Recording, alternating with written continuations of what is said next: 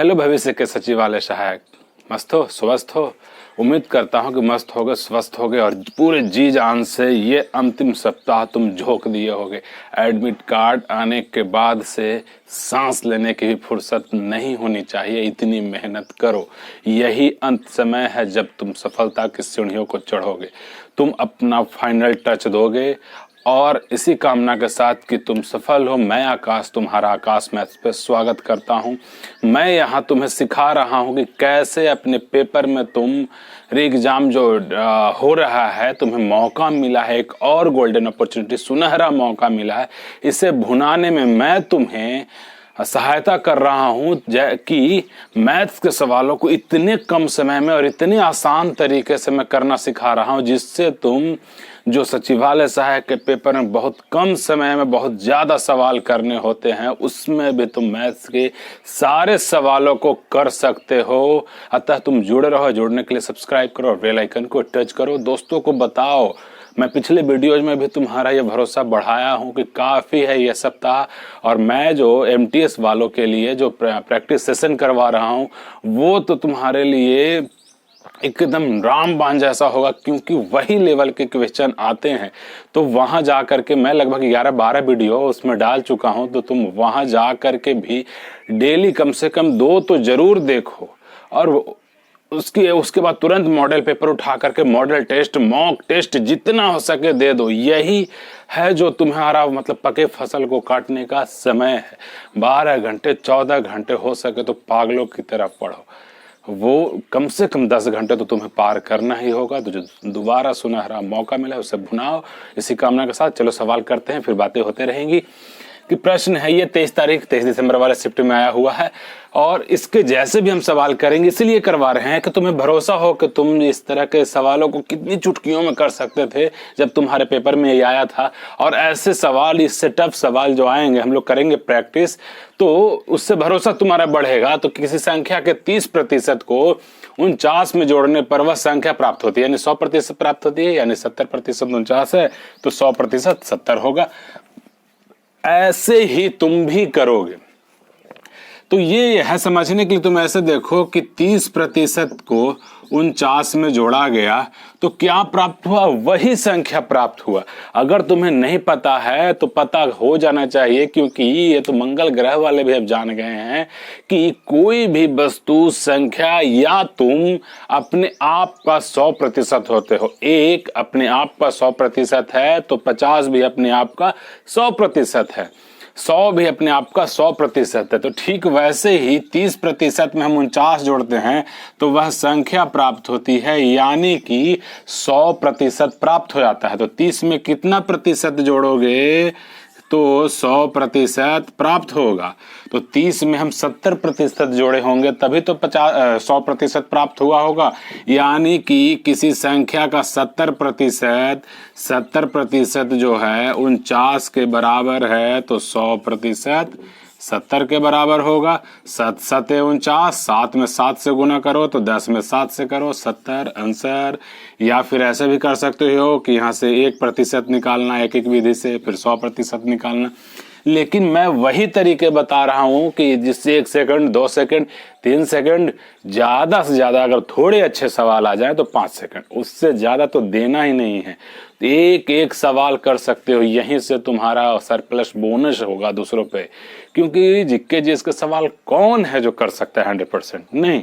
लेकिन मैथ्स में तुम मेहनत करके तो जरूर ला सकते हो। इसी मेहनत की मैं तुमसे अपेक्षा करता हूं। तो चलो बढ़ते हैं दूसरे प्रश्न की तरफ।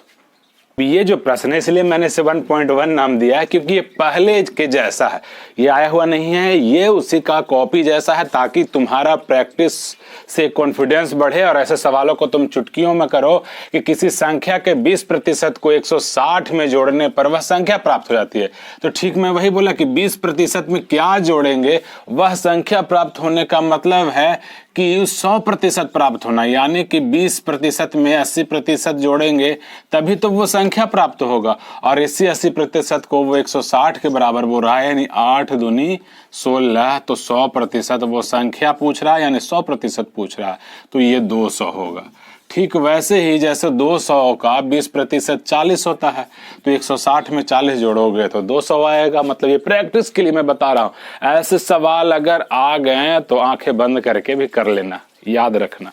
ये जो पेपर में आया था, ऐसे सवाल को देख करके तुम तो सोच रहे हो कि प्रैक्टिस करवा रहा है या मजाक, क्योंकि ये तो हर बच्चा किया होगा या करता ही होगा। अगर वो तो भाई बदकिस्मती होगी कि ऐसे सवाल भी जो ना करे। तो मैं क्यों करवा रहा हूं, क्योंकि ये हर बच्चा करेगा, लेकिन लीजेंड जो मेरे से पढ़ने के बाद तुम लीजेंड हो जाओगे, और लीजेंड लोगे से धुआं धुआं उड़ा देंगे, बनाने की बात है ही नहीं इसमें। मैंने पिछले वीडियो में ही ये बताया कि एक और इस तरह का सवाल था कि इसका एलसीएम क्या होगा। तो एलसीएम में ये सब संख्याएं होनी चाहिए ही चाहिए। तो और जो आपको इस तरह के संख्याएं पावर वाली दिखे तो उसमें जो मैक्सिमम पावर होता है वही एलसीएम में होना चाहिए, उतना वही होता है। समझने के लिए अधिकांश समय यही होगा। तो यहाँ एलसीएम इसका क्या होगा? एलसीएम हमें पता है कि 5 के पावर, ये 5 गुने 4 के पावर 3 होगा, यानी ये 64 पचे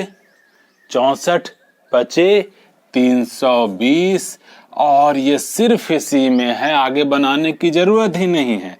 तो जैसे ही तुम मान लो कि यहाँ ऐसे करके आगे बढ़ते भी रहोगे तो ये यहाँ जैसे ही 320 या 5 के पावर ये लिखोगे तो ये ध्यान में एक नजर, ये प्रैक्टिस से तुम्हें पता चलेगा। मैं बार बार बोल रहा हूँ कि जब तुम अपनी जी जान झोंक दोगे तो तुम्हारे दिमाग की बत्ती जलती है तुम्हारे प्रैक्टिस के थ्रू। तो ये देखते के साथ ही मैं वही इसलिए करवाया। वजह यही है कि यहाँ से इतना समय क्यों इसमें देंगे, जब वो आयोग ही चाहता है, बीएससीसी ही चाहता है कि तुम ऐसे करो। वो उसे पता है, और नहीं पता है तो आपको मैं बता रहा हूं, उसे अगर नहीं पता है तो कि इसे बस ऐसे ही धुआं कर देना है, आगे बनाने की जरूरत ही नहीं है। अब बच्चे यहाँ करेंगे 320, उसके बाद करेंगे 64, उसके बाद करेंगे 16, ऐसे ऐसे करते करते जोड़ेंगे और जोड़ करके जो लाएंगे 341। तो क्या आपको लगता है कि 5 सेकंड उससे आप कम बचा लिए? आप ने बचाया और अगले में लगाएंगे। इसी के लिए मैं करवाया। बढ़ते हैं आगे कि 4 के पावर 3.5 है और 2 के पावर 5 है का अनुपात वो पूछ रहा है।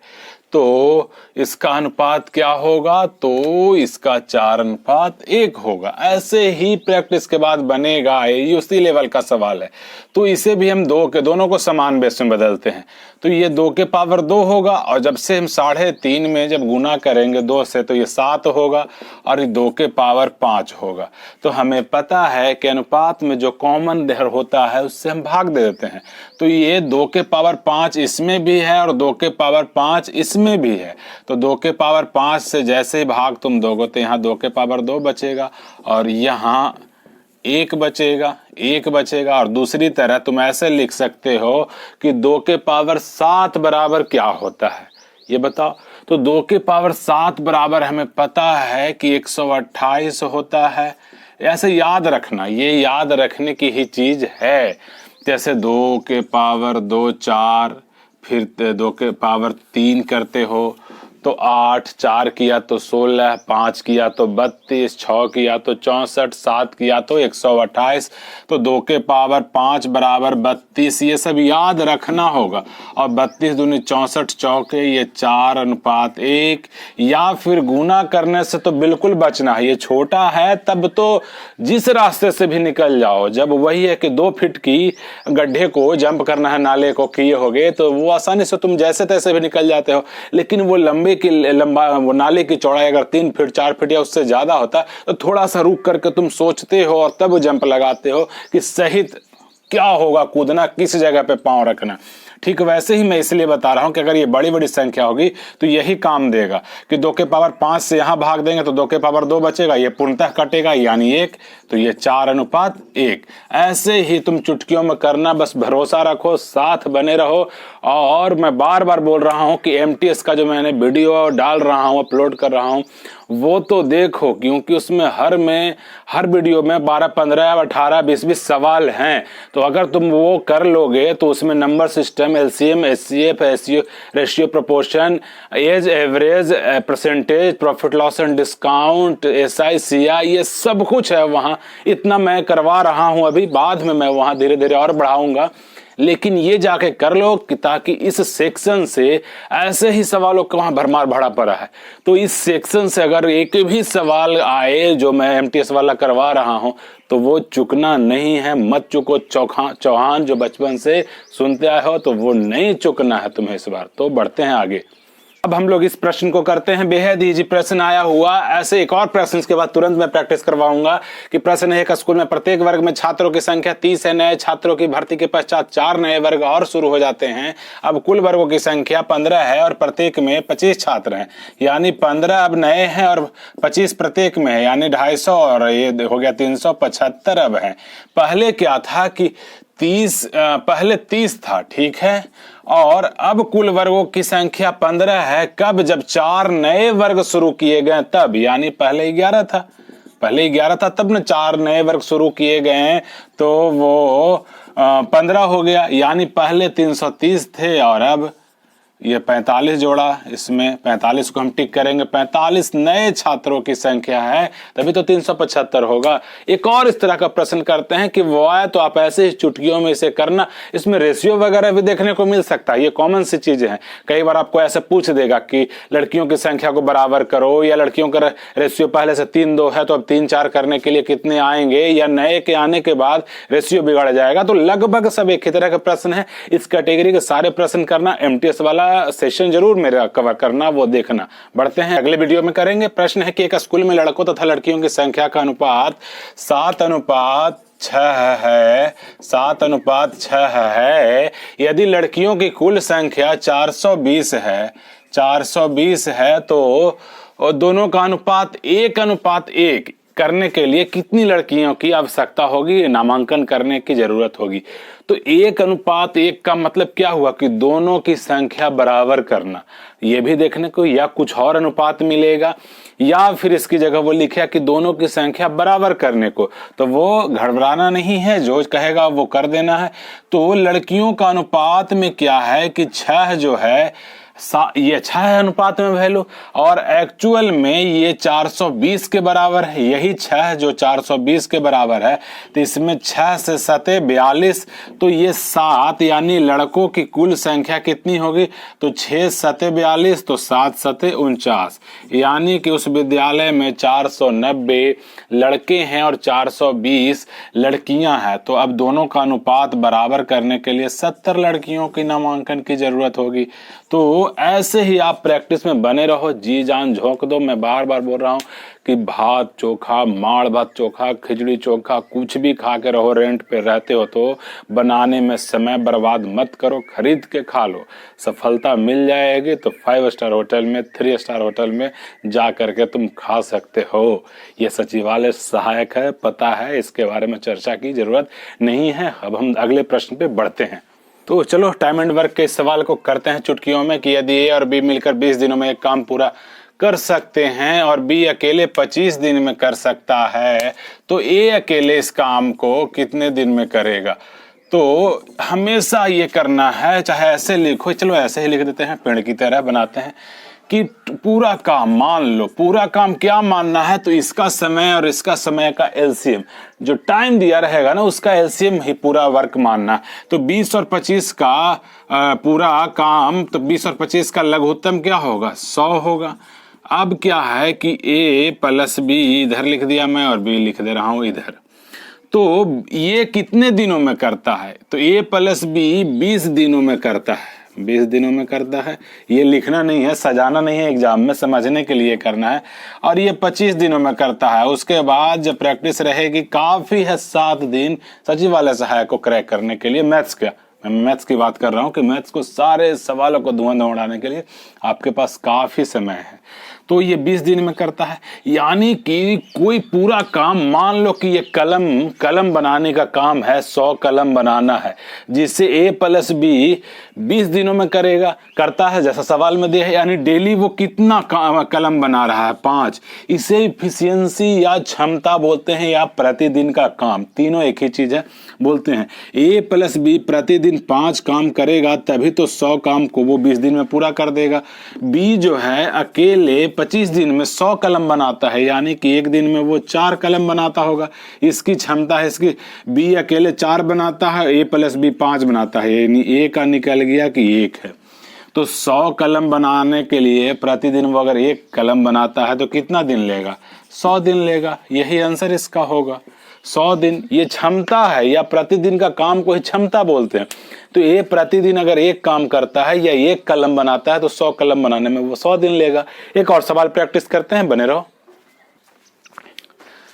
अब हम लोग अभी जो प्रश्न किए, अब इसका एक प्रैक्टिस कर लेते हैं कि ए और बी किसी काम को 15 दिनों में, बी प्लस सी उसी काम को 20 दिनों में तथा सी अकेले 60 दिनों में कर सकता है, तो पूरा कर सकता है। तो पूछ रहा है कि ए अकेले कितना करेगा। तो मैं जैसा बोला कि पूरा काम हमेशा हम 15, 20 और 30 जो समय होता है उसका एलसीएम, तो 15 का, 20 का और 60 का एलसीएम क्या होगा? 60। ये हम पूरा काम मान लिए।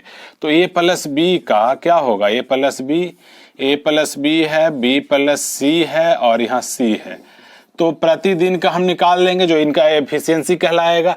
तो ए प्लस बी 15 दिन में करता है तो प्रतिदिन 4 काम वो कर रहा है।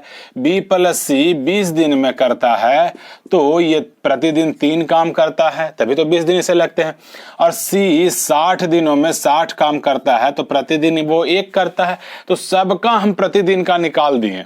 तो ए यहां से क्या निकला? बी का प्रतिदिन का कितना हो गया? तो बी प्लस सी मिलकर प्रतिदिन 3 काम करता है, और जिसमें सी क्या करेगा? सी अपना योगदान 1 काम के रूप में देगा, तो बी प्रतिदिन 2 काम करता है। तो जब बी 2 करता है और ए प्लस बी दोनों मिल करके 4 करते हैं, तो ठीक इसी तरीके से ए का निकल गया कि ये प्रतिदिन 2 काम करता है। तो टोटल 60 काम है तो 30 दिन लेगा ए करने में, 60 काम पूरा करने में। तो ऐसे ही सॉल्व करना, इस तरह के सारे सवालों को जहां भी मिले कर डालो। एमटीएस वाला मेरा प्रैक्टिस का तो वो जरूर देखो। बढ़ते हैं आगे। समय और कार्य से है, बड़ा ही इजी है कि एक्स 10 दिनों में 1/5 काम कर सकता है, वाई 60 दिनों में 60% काम कर सकता है और जेड 12 दिनों में 1/3 काम कर सकता है। तो कौन पहले पूरा करेगा? तो करेगा जेड पहले पूरा करेगा। एकदम ऐसे ही तुम भी बनाओगे। एक्स 10 दिनों में 1/5, एक्स का क्या है कि 1/5 जो है वो 10 दिनों में पूरा करता है। तो पूरा काम तो 50 दिन, पूरा काम इसका क्या होगा? ये 50 दिन लेगा। ये एक्स का हो गया। वाई का मतलब ये पता ही है कि यहाँ से 1 काम निकालेंगे। पूरा काम मतलब 1/5 किसी का, तो पूरा कितना होगा? इसको समझने का मतलब ये है कि 5 का पूरा काम 5 है तो वो 1 10 दिन में करता है, तो पूरा 5 काम वो 50 दिन में करेगा। वाई का वही है कि ये जो है 60% काम जो है 60 दिनों में पूरा करता है। तो मैं पहले ही बताया कि कोई भी चीज अपने आप का 100% होता है, तो पूरा काम कितना होगा? 100% होगा, तो ये 100 दिनों में करेगा। तो वैसे ही जेड का क्या है कि जेड जो है 1/3 जो है 12 दिनों में करता है, तो पूरा काम कितना होगा? पूरा यानी क्या हुआ कि 3 टोटल काम है, नीचे वाला टोटल होता है कि 3 टोटल काम है, तो 1 12 दिन में करता है, तो 3 कितना दिन में करेगा? 36 दिन में करेगा। तो जेड जो है सबसे पहले करेगा। इसी तरह के या इसी से सटा सा दूसरा सवाल करते हैं तुरंत। अब ठीक वैसे एक प्रश्न को करते हैं कि यदि सुरेश 35 दिनों में 7/10 काम कर सकता है, मुकेश 75% काम 33 दिनों में कर सकता है और मनोज 42 दिनों में 2/3 काम कर सकता है, तो पहले कौन है जो पहले पूरा काम करेगा? तो ठीक वैसे ही सुरेश का क्या है कि एस लिख देता हूं, और कोई इस तरह का नाम का नहीं। एस जो है वो बड़ा सा कि एस जो है वो 7/10 काम जो है 35 दिनों में करता है, 35 दिनों में करता है। इसका मतलब क्या हुआ कि टोटल 10 काम है तो वो 7 काम 35 दिन में कर रहा है। टोटल 10 काम है तो वो 7 काम 35 दिन में कर रहा है, तो पूरा 10 काम कितना दिन में वो करेगा? तो 7 5 35, तो 10 5 50 दिन वो लेगा, 50 दिन लेगा। ये एस हो गया। उसी तरीके से मुकेश का क्या है कि मुकेश जो है 75% काम जो है वो 33 दिनों में करता है, 33 दिनों में करता है।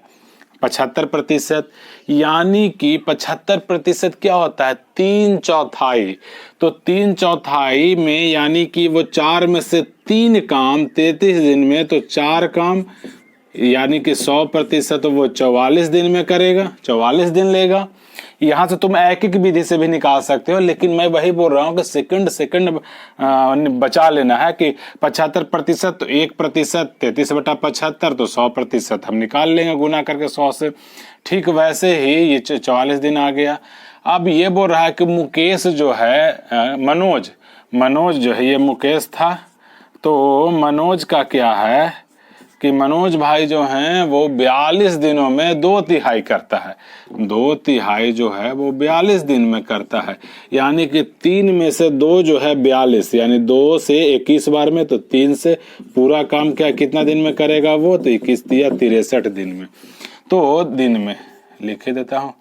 तो ठीक वैसे ही सबसे पहले कौन पूरा काम कर रहा है? तो ये जो है मुकेश भाई साहब हैं जो सबसे पहले कर रहे हैं, मुकेश। तो बढ़ते हैं आगे, हम लोग इस प्रश्न को करते हैं। ये इजी सा लेकिन एक लॉजिकल प्रश्न है।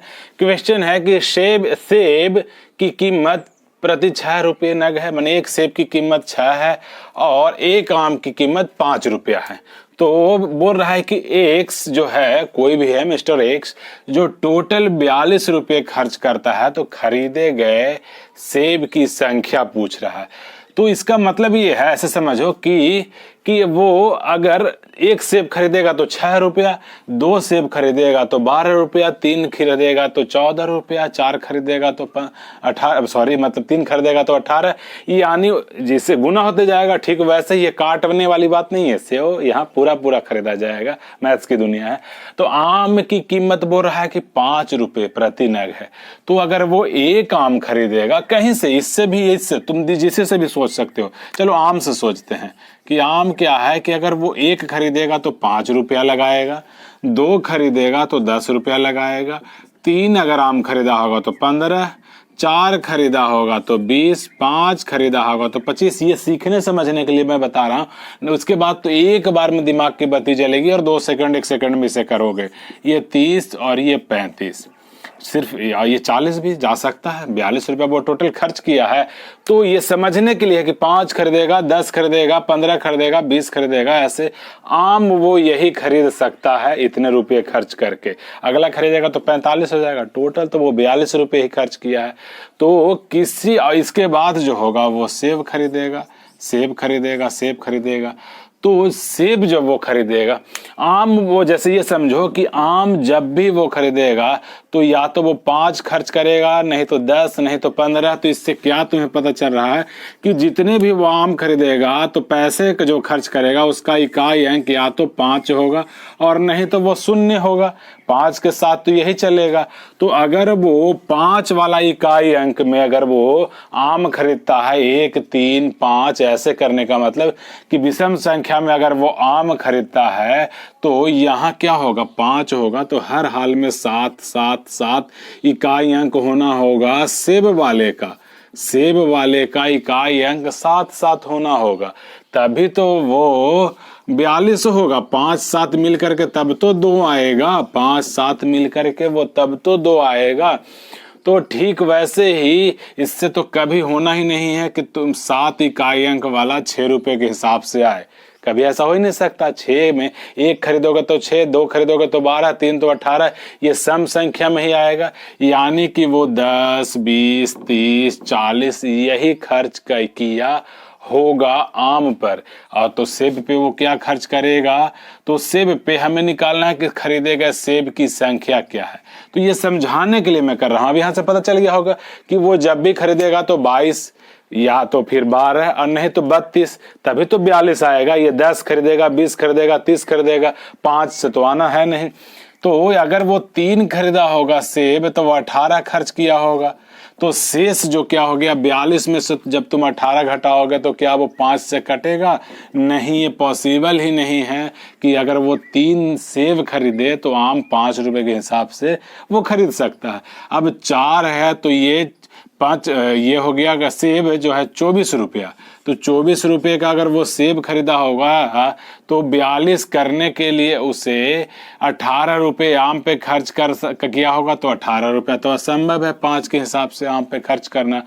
तो अगर वो समझने के लिए, जब ऐसे समझ जाओगे तो एक बार में ये बनेगा। तो अगर वो सेब 5 खरीदे होंगे तो उसने 25 खर्च किया होगा 5 रुपये के हिसाब से, तो क्या 6 रुपये के हिसाब से 30 खर्च किए होंगे, तो 30 किया तो आम के लिए 12 बचे, तो क्या 5 से वो कटेगा? नहीं, ये भी पॉसिबल नहीं है। अगर उसने 2 सेब खरीदे होंगे तो टोटल वो 12 रुपये सेब पे खर्च किया होगा, तो आम के लिए कितना बचा? 30। तो हाँ, वो 6 आम खरीदा होगा इससे। तो ये सही है कि 2 सेब वो खरीद सकता है। इसके कई कॉम्बिनेशन हो सकते हैं, लेकिन ऑप्शन के हिसाब से वो 2 ही सेब खरीद सकता है। ऐसे बढ़ते हैं आगे। आप ऐसा लॉजिकल, एकदम इजी है ये। वो जैसे ही आप देखोगे ना तो अच्छा 6 है तो 12 बाय 42 है, तो एकदम दिख जाएगा कि 12 और 30 और कोई संभव है ही नहीं। 18 हो जाएगा, एक सेब और खरीद लेगा तो तब भी संभव नहीं है। एक खरीदेगा तो 24 संभव नहीं है, अगला खरीदेगा तो 30, तो 12 संभव नहीं है। एकदम दिमाग की बत्ती जल जाएगी। बढ़ते हैं आगे। अब हूबहू उसी तरह का दूसरे शब्दों में, दूसरी भाषा में एक सवाल और सॉल्व कर लेते हैं कि एक थैले में 5 रुपए तथा 2 रुपए के सिक्के हैं। यदि थैले में कुल 39 रुपए रखे हैं तो 2 रुपए के कुल कितने सिक्के उसमें हैं? तो जैसे 2 का होगा तो 2, 4, 6, 8 ऐसे ही होगा। और 5 रुपए के सिक्के से कितने रुपए बनेंगे? 5, 10, 15 ऐसे बनेंगे। तो ये कितना 5 बनेगा, 10 बनेगा 5 वाले से, 15 बनेगा, 20 बनेगा, 25 बनेगा, 30 बनेगा, 35 बनेगा, ऐसे ही बनेगा। तो जब वो 5 बनेगा तो ये क्या होगा? 34 होगा। ठीक है, 2 रुपये वाले से 34 बनेगा। 5 रुपया अगर वो एक सिक्का होगा तो 2 होगा तो क्या बनेगा? 29, 10, 39।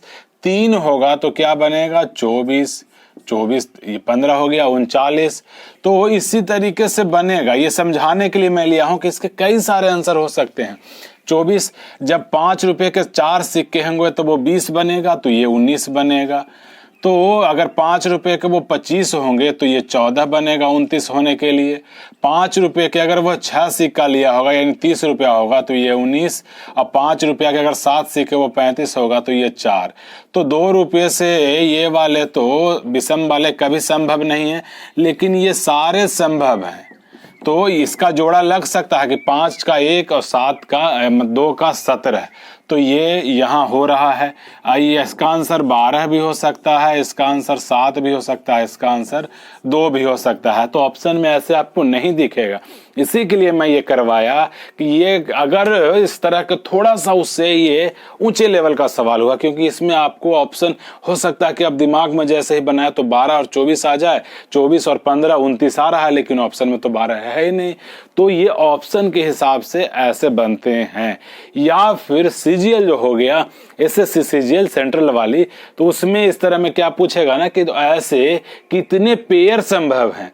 तो 1, 2, 3, 4, 5 रुपये और 2 रुपये के ऐसे 5 पेयर संभव हैं जिसको मिला करके 39 रुपया बनाया जा सकता है। तो आप ध्यान में रखना। बढ़ते हैं अगले प्रश्न की तरफ। शायद 10वें नंबर पे था जो तस्वीरें बाहर आई थी क्वेश्चन का, जो लीक हो गया था पेपर का। तो दिया हुआ कि 64 का स्क्वायर माइनस 36 का स्क्वायर बराबर 20 जेड है। तो जेड का वो वैल्यू पूछ रहा है। तो अक्सर ऐसे आपको इसको अलजेब्रिक सिंप्लीफिकेशन कह सकते हैं, बीजगणितीय सरलीकरण, क्योंकि यहाँ छिपा हुआ है ए स्क्वायर माइनस बी स्क्वायर। तो इसका बराबर क्या होता है कि ए प्लस बी इंटू ए माइनस बी। ये लिखने की जरूरत नहीं है इतने छोटे नंबर में, फिर भी मैं समझाने के लिए लिख दे रहा हूं। तो ये जब 100 होगा और ये कितना होगा तो ये हो गया 28, तो तभी तो होगा 36, 60, 44, 20, 64। तो 28 बराबर आया 20 जेड। ये आपका यही हो जाना चाहिए कि अच्छा 100 होगा, 28 होगा, 20 से 100 जाएगा 5 बार में, 28 बचे 140 होगा। तो इसलिए जेड बराबर 140। ऑप्शन सी था शायद 140। तो इसे आप मैं एक दो और करवा देता हूं कि ऐसे सवाल बहुत तेरे पूछे जाते हैं एमटीएस में, इस तरह का सचिवालय सहायक में पूछा गया। तो मैं इसलिए आपको बार बार बोल रहा हूं कि वहां बहुत सारे ऐसे सवाल होते हैं, तो आप वो जा करके वीडियो जरूर करें, एक और प्रैक्टिस करते हैं कम से कम। पिछले सवाल की तरह ये सवाल करते हैं, उससे थोड़ा सा टफ है। ये एसएससी सीपीओ के एग्जाम में आया था, जिससे पारामिलिट्री में सब इंस्पेक्टर जो लोग बनते हैं उसके एग्जाम में आया था कि प्रश्न है कि 5.75 गुने 5.75 3 बार है और ये 3.225 3 बार है। लेकिन यहाँ ध्यान देना है कि 5.75 नहीं 57.5 है, 57.5 है। ठीक वैसे ही दशमलव यहाँ एक डिजिट इधर शिफ्ट हो गया। तो इसे हम कैसे सॉल्व करेंगे कि दोनों को एक तरह से करते हैं। ये ए क्यूब प्लस बी क्यूब की तरह दिख रहा है, दिख ही रहा होगा, ए क्यूब प्लस बी क्यूब की तरह दिख रहा है।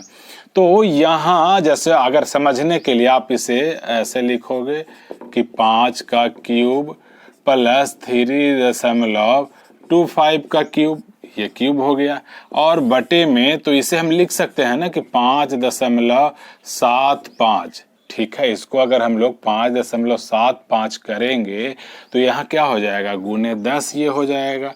तो इसका स्क्वायर ये हो गया। समझने के लिए मैं ऐसा कर रहा हूँ, ठीक वैसे ही, ताकि दोनों आपको एक तरह का दिखे। इसका स्क्वायर ये हो गया, ये माइनस ठीक वैसे ही 5.75 गुने 10 और ये 3.25 गुने 10 ये हो गया। ठीक, तो यहाँ से 100, यहाँ से 100 और यहाँ से 100 हम बाहर निकाल देंगे तो हूबहू क्या बच जाएगा, 5.75 का क्यूब प्लस, इतना बनाने का जरूरत नहीं है ये, लेकिन पहली बार हो सकता है कि आपको दिख रहा हो, क्योंकि दोनों ऊपर नीचे एक ही तरह के अक्सर दिखते हैं। तो थोड़ा सा ये ठीक लेवल का, इसलिए मैं इसे करवा दिया। ये 5 इसका स्क्वायर हो गया, ये 10 हम बाहर ले आए हैं, 10 का स्क्वायर। ये फिर इसके बाद आया प्लस 3.25 का ये स्क्वायर हो गया, माइनस 5.75 गुने 3.25। अब क्या हो रहा है, A cube plus B cube, तो बराबर आपको पता ही है कि A square plus B square minus A B plus A plus B होता है। ये ए प्लस बी, यहाँ से इसे हम जैसे ही इसे काटेंगे तो ऊपर ए प्लस बी बचेगा, यानी कि 5.75 प्लस 3.25 और नीचे में 100 है वो बचेगा। तो 5 3 8 1 9, ऊपर 9 आ रहा, 9 को जैसे ही हम 100 से भाग देंगे तो 0.09, यानी कि ऑप्शन डी सही होगा। आप प्रैक्टिस में बने रहें, जी जान झोंक दीजिए, ऐसा मौका कभी नहीं आता। सचिवालय सहायक बेहतर पद है, ये अपॉर्चुनिटी को आप जाने मत दीजिए। एक बार और आपको मौका मिल रहा है, खूब मेहनत कीजिए। मैं आज और सवाल कराता, प्रश्न करवाता, लेकिन पड़ोस में अपनों के यहाँ शादी है तो वहाँ जाना भी जरूरी, आज ही बारात है। तो मिलते हैं अगले वीडियोज में, तब तक आप जी जान से जुटे रहिए, स्वस्थ रहिए, मस्त रहिए और सफलता की ओर बढ़ते रहिए। देखने के लिए आपका बहुत बहुत धन्यवाद।